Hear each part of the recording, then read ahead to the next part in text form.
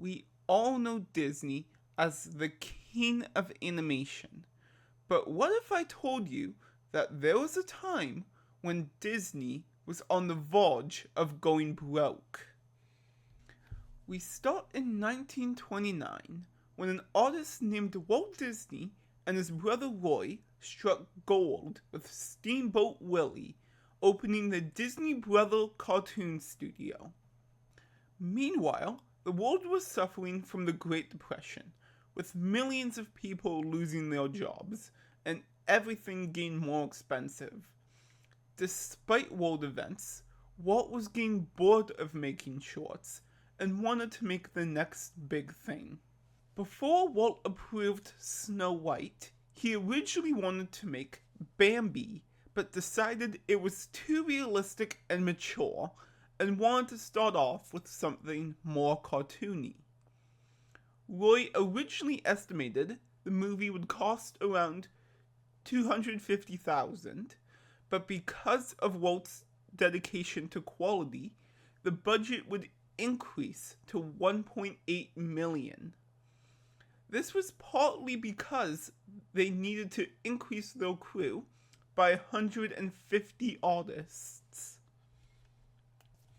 To animate Snow White, Walt used an old technique called rotoscoping, where animators would trace over live action footage frame by frame.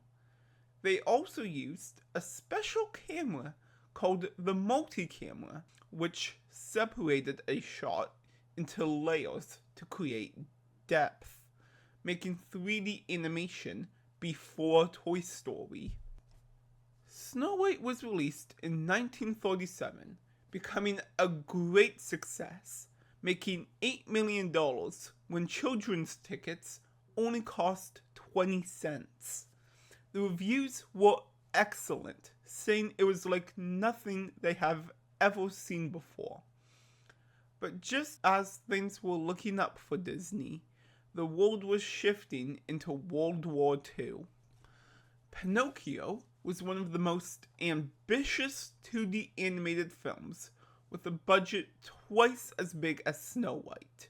Walt was ready to push animation to its limit, animating some of the most impossible things, choosing to focus on water and non-human characters, forcing the animators to focus less on realism and more towards showing how the non-human characters are feeling. When designing the water, instead of realism, Walt focused on how the water functions and how the audience would respond emotionally. Effects animator worked for a whole year studying and animating the water, making the background water less detailed and more impressionistic, allowing for the foreground water to be as detailed as possible. Unlike Snow White, that only used the multi-camera sparingly for certain shots, Pinocchio fully committed to it. However, a new feature of this camera was how it could play back the footage of each layer at a different speed. A great example of this is the scene where Pinocchio is trapped in Stromboli's cage. The cage is slowly moving, and the blue light of the blue fairy is moving closer.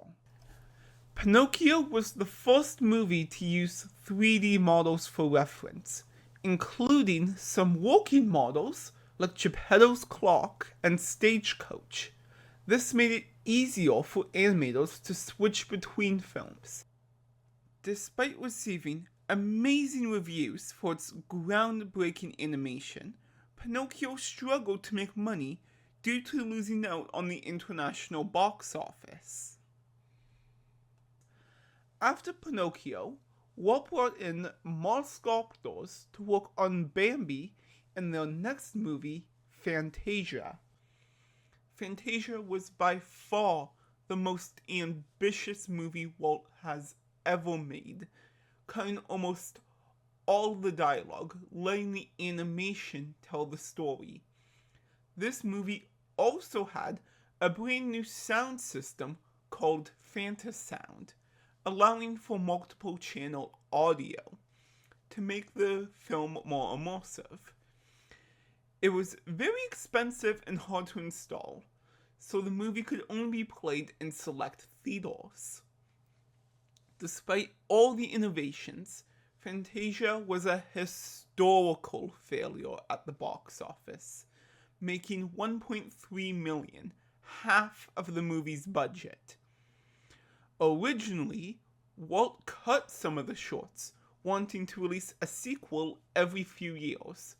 But this movie was such a failure, Walt could not afford sequels. This left Walt in desperate need of a successful movie, one that he would find with Dumbo, though not for the reason you think. It was a charming and well-loved film with decent box office returns, but its small budget is what made it a financial success.